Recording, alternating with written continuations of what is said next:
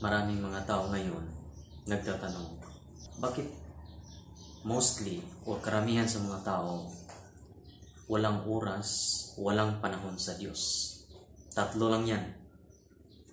Wala silang panahon kasi naghahanap sila ng makakain, tubig, at kung anong masuot o damit.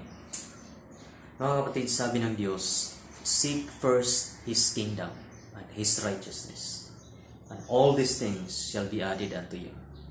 In other words, kailangan natin siyang i-priority. Kailangan natin siyang unahin. Kailangan bigyan natin siya ng mahalagang value. Kasi sabi ng Diyos, pag inuna mo siya, you will be blessed. Pag inuna mo siya, blessing not just will follow you, but blessing will overtake you. If you are going to make sure na siya talaga ang inuna mo. That's why marami sa mga tao ngayon hindi na magbabasa ng Biblia, walang panahon sa Diyos, walang panahon magdasal, kasi nga busy. Busy ano? Busy sa paghahanap ng makakain, maiinom, at may susuot. Mga kapatid, lahat yan kitang-kita ng Diyos.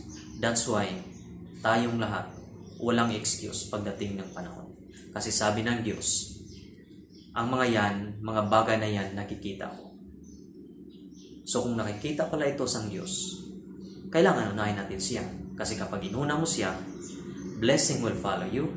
Not just will follow you, but overtake you. In Jesus' name.